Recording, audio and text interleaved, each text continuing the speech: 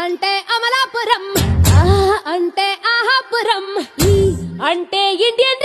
திருமாவளவன் தமிழக முதலமைச்சர் ஸ்டாலின் அவர்களை இன்னைக்கு சந்தித்தார். சந்தித்து 30 நிமிடங்களில் 10 நிமிடங்கள் அதிகாரிகளோ அவங்க அமைச்சர்களோ கட்சி நிர்வாகிகளோ இல்லாமல் தனியாக 10 நிமிடங்கள் பேசினார்கள். அந்த 10 நிமிடத்தில் இவர் வைத்த கோரிக்கை, அவர் கொடுத்த வரம் அல்லது உத்தரவாதம் என்ன அப்படிங்கிறது பார்ப்போம். ஒன்றும் இல்லைங்க, ஃபாரினுக்கு போயிட்டு வந்தார், யூஎஸ் போயிட்டு வந்தார். என்னாச்சு, 7500 கோடி ரூபாய் 600 கோடி ரூபாய்க்கு முதலீடு எடுத்துகிட்டு வந்துட்டேன் அப்படின்னு சொன்னார். 17 நாட்கள். இங்கே அதுக்குள்ளே பல விஷயங்கள் நடந்து போச்சு. அதுக்குள்ளே அதிமுக இருக்கட்டும் மற்ற நண்பர்கள் பாம்பின் கால் பாம்பரிங்கிற மாதிரி எடப்பாடி போகிறப்போ ஒரு திட்டம் பண்ணாங்க. என்னென்னா, இங்கே சேர்த்து வச்சுருக்காங்கல்ல, இப்போலாம் முந்தி பழைய காலத்தில் அந்த வெளியூர் நாட்டில் போய் அந்த தீவுகளை வாங்குறது, ஹோட்டல் வாங்குறது, ப்ளசன்ட் ஸ்டே ஹோட்டல் அதெல்லாம் போட்டு இழுத்துக்கிட்டாங்க.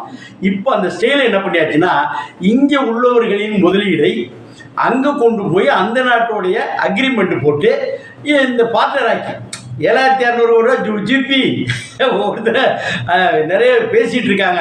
5 லட்சம் கோடி வச்சுருக்காங்க, 50,000 கோடி 10,000 கோடி வச்சுருக்கிறப்போ 7600 கோடியை பண்ணுவது ஒரு முதலமைச்சர் வச்சுருக்கிறது இது அப்படிங்கிற மாதிரி போட்டு கிளப்பிட்டு இருக்கிற நேரத்தில் ரெடி ஆகிட்டு இருக்காங்க. இந்த சமயத்தில் என்னப்பா பண்ணலாம் அப்படின்னு பார்க்குறப்போ மொத்த கவனத்தையும், எப்போதும் மத்திய அரசு சரி மாநில மொத்த கவனத்தையும் ஈர்ப்பதற்கு தகுந்த ஒரு திட்டமிட்டு வைத்திருப்பார்கள். அதை திருமாவளவன் வருவதற்கு முன்பு அவர் சொல்லி அல்ல, ஆட்டோமேட்டிக்காக எங்களுக்கு இவருக்கும் யோசனை இருந்துச்சு. மது ஒழிப்பு மற்றும் போதை தடுப்பு மகளிர் மாநாடு. இது என்னன்னா, காந்தியடிகள் நிறைய இந்த பசங்கள்லாம் இந்தியன் பீப்புள் எல்லாமே இஷ்டத்துக்கு இதை பண்ணியிருக்காங்க தான். இவெல்லாம் ஒருங்கிணைப்பதற்கு ஒரு பெண்களை ஒருங்கிணைப்பதற்கு ஒரே வழி என்னன்னா மது ஒழிப்புன்னு சொல்லி போட்டாங்க. எல்லாம் ஒன்றா கூடிட்டாங்க. அது ஜாதி மதம் இனம் பாகுபாடு இல்லாமல் சேர்ந்தாங்க. அதுபோல் கைத்தறி அதை பண்ணணும் அப்படின்னா அது செய்தார்கள். இது போலவே உப்பு சத்தியாரம் பண்ணணும், ஒரு காமன் மேட்டர் எடுத்துனா சரியாக போயிடும். வின்சென்ட் சர்ச்சில் என்ன பண்ணார்னா, சுதந்திரம் கொடுத்தோட கேட்டாங்க, என்னங்க இது மாதிரி கொடுத்தீங்க, ஏங்க அவன் கம்பு எடுத்தானா கத்தி எடுத்துருப்போம், கத்தி எடுத்துருந்தா வீச்சர் வாழை எடுத்துருப்போம், வீச்சர் வாழை எடுத்தாக்கா துப்பாக்கி எடுத்துருப்போம், துப்பாக்கி போனாக்கா குண்டு பீரங்கி எடுத்திருப்பேன், அவன் எடுத்து சத்தியாகிரன் அந்த பாணியை திருமாவளவன் எடுத்து விட்டார். இது ஒரு பக்கம் வைத்துக்கொள்ளும். அதுதான் இதில் என்னாச்சுன்னா, இந்த பேச்சு வேற இருந்துகிட்டு இருந்துச்சு. எப்படி வெளிநாட்டு முதலீடு 17 நாள் போனாரா என்னான்னு. அப்புறம் எல்லாம் இங்கே உள்ள அந்த இவங்கெல்லாம் பறையிசி கலையெல்லாம் வச்சு அடித்தாங்க. லண்டன் போனால், அமெரிக்கா போனால், லண்டன் போனாலும் இந்த இவங்க எல்லாம் ஒன்றும் பண்ண முடியாதுங்கிற மாதிரி கொண்டு போயிட்டாங்க. அதை விட்டுருக்கேன். இப்போ என்னாச்சுன்னா, அவர் என்ன சொல்கிறாருன்னா, அவர் என்ன பற்றி கொளுத்தி போட்டார்னா, நான் இன்றைக்கு நேற்று பேசலைங்க, 99 எப்போ 25 கால நூற்றாண்டுகளுக்கு முன்பு நாங்கள் தேர்தல் அரசியலுக்கு வரும்பொழுது அதிகாரத்தை எந்தோர் அதானங்க சொன்னால் அது ரிப்பீட் பண்ணோம். இந்த அட்மின் போட்டாங்க. அப்புறம் அட்மின் போட்டோடனே கபால்னு கூப்பிட்டு, அப்பா என்னப்பா பல விஷயங்கள் இருக்குது, நம்ம உள்ளே பேசி தீர்த்து விட்டுன்னு சொன்னாங்க அப்படின்னு ஒரு தகவல் உண்டு. நண்பர்கள்ட்ட பேசுன்னு சொன்னாங்க. அதனால் விலக்கி விட்டார்கள். அப்புறம் அதில் வார்த்தை தவிர பண்ணியாச்சு. திடீர்னு பார்த்தா முதலமைச்சர் சந்திப்பு. என்னாச்சு, சந்திப்பு. ஓகே, சந்திக்கும் பொழுது பேசுவதற்கான டாபிக் எப்போதும் கொடுத்து விடுவார்கள். எப்பொழுதுமே இன்னும் இதை பற்றி பேசணும், டீட்டெயில்ஸ் எடுத்து வச்சு. இப்போ சட்டசபையில் கேள்வி கேட்டாங்கன்னா அவங்களே கேட்டு இன்ஸ்டண்ட்டாக சொல்கிறதில்ல. 10 நாளைக்கு முந்தைய, ஒரு வாரத்துக்கு முந்தைய சபாநாயகத்தை கொடுத்தா சம்மந்தப்பட்டவர்கள் வாங்கி வச்சுருப்பார். இது போல் கொடுத்து விட்டார்.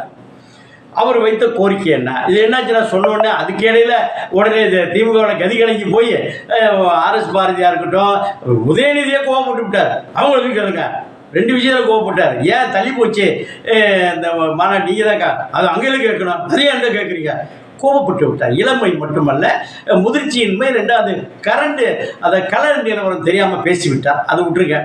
அப்புறம் அடுத்தாப்புல ஒரு முத்துசாமி தான் சொல்கிறார், இது மது ஒழிப்பு தான் முக்கியம். அடுத்தாப்புல மா சுப்பிரமணியம், ஓகே நல்ல விஷயம் தானே. இதை விட்டுட்டு அன்புமணி ராமதாஸ் என்ன சொல்லிட்டாருன்னா, அவர்கள் பிஹெச்டி, நாங்கள் பிஹெச்டி, அவங்க எல்கேஜி கூட கிடையாது. அல்லங்க, எல்கேஜி இல்லைன்னா யூகேஜின்னு இறங்கிட்டார். இது எங்கே ஒண்டி சொல்கிறது.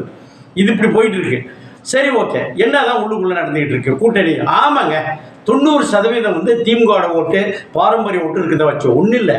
முக்கியமாக என்னாச்சுன்னா, தமிழ்நாட்டை பொறுத்தவரையிலையும் 70% வாக்கு பதிவாகும். மிச்சம் 30% ஓட்டு போட மாட்டாங்க.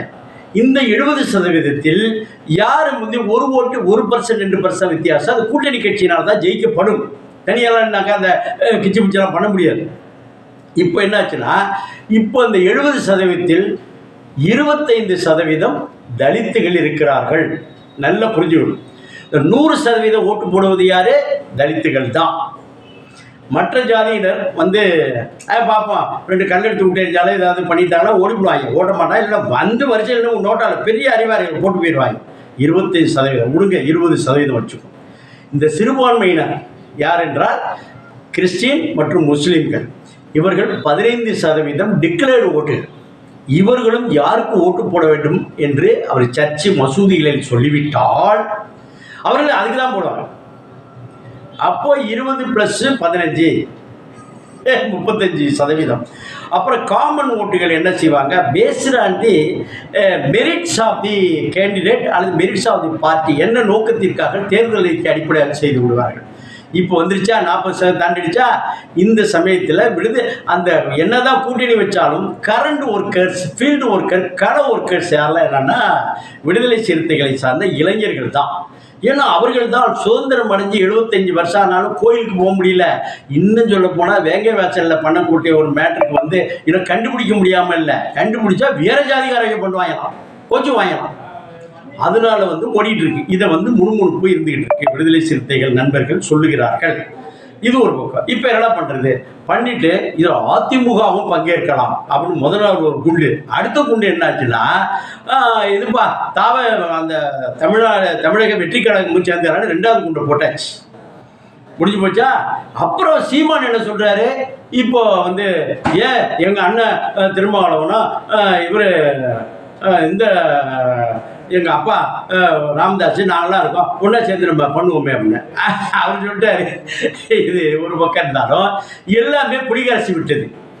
ரஜினிகாந்த் ஒரு படத்தில் சொல்லுவார், ரஜினிகாந்த் இந்த சுமன் கூட பண்ணுவார், அந்த கொஞ்சம் அசந்த அங்கே நக்கீடு போடும்பார், கெட்ட வார்த்தை தான், அதை சென்சாரில் விட்டுருப்பாங்க. கொஞ்சம் அசந்த மொத்தமாக 200 கோடி 300 கோடி நக்கீடு போடும்பார். இந்த மாதிரி நிலைமைக்கு வந்தாச்சு. நீங்கள் பிடிவாதம் செய்கிறார்கள். துரைமுருகன் வந்து ஒரு சீனியர் பர்சனு, அப்புறம் பிள்ளைங்க நிற்கணும், அப்புறம் ஒரு நம்ம தெய்வ சிகாமணி என்ற பொன்முடி அவருடைய புள்ள நிற்கணும், அடுத்தாப்புல எல்லாரும் நின்றுட்டு இருக்கிறோம். ஆனால் இவங்க கூட்டணிக்கு இந்த சாமி தூக்குறப்ப தூக்கிட்டு போவாங்கல்ல, மேலே இருந்து ஒரு பூசாரி அப்படி தூக்கி போட இறங்கியாக்கல அப்படின்னு சொல்லக்கூடிய அளவுக்கு சுதந்திர எண்ணம் படைத்து விட்டார்கள். இப்பொழுது வாங்க விஷயத்துக்கு வாங்க வந்தாச்சு. ஏந்து போனாக்க எல்லாம் என்னங்க நல்லா பண்ணிக்க, அது இதெல்லாம் ஏற்கனவே திட்டமிட்ட மேட்டர் தானே. பேசி முடிச்சுட்டு 10 நிமிடங்கள். அவர் வைத்த கோரிக்கை என்ன தெரியுமா? குறிச்சிங்க, அவர் வச்ச கோரிக்கை, ஐயா உங்கள் மேலே 3 தேர்தலில் 100% அவங்களுக்கு வந்து சின்சியராக இருந்திருக்கிறோம். ஆனால் நாங்கள் சின்சியராக இருந்த அளவுக்கு நீங்கள் யாருமே பண்ணலை. போலீஸ் ஸ்டேஷனில் கேஸ் எல்லாம் பாருங்கள், எதை பாருங்கள், எப்போ பார்த்தாலும் எங்கே சுற்றினாலும் அந்த ஸ்டீமு அந்த வழக்காக இருக்கட்டும், எல்லாமே எங்கள் விடுதலை சிறுத்தைகள் இளைஞர் மேலே போட்டுக்கிட்டீங்க. அது முதல்ல எழுதி வித்ரா பண்ணணும். 1. 2வது கேட்ட கேள்வி என்னன்னா, கூட்டணி மந்திரி சபை என்பதற்கு பதிலாக அது கூட செல்லூர் ராஜ் இந்த கூட்டணி அதெல்லாம் கிடையாது. ஏன்னா அந்த உதயகுமார் அந்த இதில் டாமினேஷனில் போயிட்டு இருக்கிறாரு. நாளைக்கு ஏதாவது கூட்டணி மந்திரி சபை வர்றப்போ 2 பேரில் ஒருத்தர் தான் நம்மளும் ஓட்டி போனான்னா அவரும் ஒரு கத்தை கத்திவிட்டார். இது ஓடிட்டு இதெல்லாம் உள்ளதுதான். ரகுபதி எல்லாம் என்ன சொல்லிட்டாருன்னா, நண்பர்கள் அவர் பிரிய மாட்டார், எங்க நண்பர்கள் என்ன பண்ணாருன்னா அங்கே தான் பார்த்து ஏப்பா பிசிஆவுக்கு எதாவது கொடுப்பான்னு சொல்லுவாங்க. இதான் நடந்தது. இதில் முதல் கட்டமாக அவர் கேட்பது என்னவென்றால், ஊராட்சிகள் நகராட்சிகள் இதற்கு நேரடி தேர்தல் வேண்டும். இதை முந்தையே டிக்ளேர் பண்ணோம். எந்தெந்த நகராட்சி நேரடி தேர்தல்னா மக்களே நேரடியாக ஓட்டு போடணும். எந்தெந்த மாநகராட்சி 25 மாநகராட்சியில் கூட்டணி கட்சி எனக்கு 5 பிடிச்சா, இது போல் மற்ற கட்சிகள் ஸ்ட்ரென்த் வந்தால் நீங்கள் டிசைட் பண்ணிங்க. அடுத்து வந்து ஊராட்சி ஒன்றியங்கள்லேயே வந்து இந்த ஓட்டு போட்டு கவுன்சிலர்ஸ் போட்டாங்கன்னா ஜென்மத்துக்கு வர முடியாது. எனக்கு நேரடியாக கொடுத்து டிக்ளேர் பண்ணு. 3வது டவுன் பஞ்சாயத்து, அதுவும் இப்படி பண்ண, எங்களுக்கு ஒரு பர்சன்டேஜ் கொடு.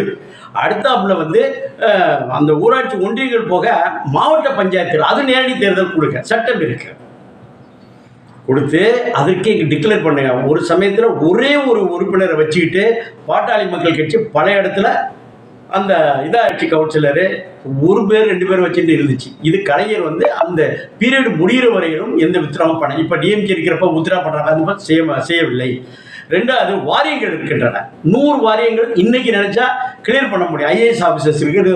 மீன் வளம், முட்டை வளம், கோழி வளம், தென்னை வளம், எல்லா வளங்கள், வேளாண்மை, மார்க்கெட் ஏரியா எல்லாம் இருக்கு. உங்களுக்கு கொடுக்குறீங்கல்ல, எல்லாரும் கொடுக்குறீங்க. ஏன் காங்கிரஸ் பீட்டர் அல்போன்ஸ் கொடுக்கலையா? அது மாதிரி பனை வாரியம் கொடுக்கலையா? அதை மாதிரி எங்களுக்கு கொடுங்க சார். எத்தனை ஆளுக்கு கொடுங்களேன். 100 வாரியத்தில் ஒரு பாதி வாரியங்கள் கொடுத்து கொடுக்கல. உங்கள் கண்ட்ரோல் தானே இருக்குது. 2வது கோரிக்கை உள்ளாட்சி அமைப்பு. 2வது கோரிக்கை. 3வது தேர்தலுக்கு முன்பே எங்களுக்கு இப்போ ஆந்திராவில் பண்ணாங்கல்ல, ஆந்திராவில் வந்து தலையில் நின்று பண்ணாலும் நான் விஜயை அழைச்சிட்டு வரேன். அதுபோல் நான் வந்து எங்களுக்கு அதுவும் கொடுங்க. ஏன்னா மந்திரி சபையில் இடத்த கூட அதிகார பகிரும். ஒரு துறையோட அமைச்சர் இன்னொருத்தட்ட போகிறப்போ இவர் தொடர்பானது ஒருத்தர் அண்டர்ஸ்டாண்டிங். இப்போ மோடிக்கு வந்து சப்போர்ட் இல்லாமையா 2019 பண்ணாங்க, வச்சுக்கிட்டாங்க. ஜோதிபாஸ் இல்லாமையா பண்ணால், ஜோதிபாஸ் எல்லாம் ஜெயிக்கல, வச்சில்ல. இதெல்லாம் செய்வார்கள். இது சரியாக வராது. என்ன ஒண்டியாக திங்கணும், என்ன வளைச்சி போட்டுக்கணும், எல்லாத்தையும் புள்ள பொண்டாட்டி எல்லாத்துக்கும் பண்ணிக்கணும் அப்படிங்கிற மாதிரி திராவிட கட்சிகளோட மனநிலையே அப்படி. ஜெயலலிதா செய்தார் என்றால் வேறு. இதற்கு எல்லாவற்றிற்கும் எடப்பாடி ஒத்துக்கொண்டார்.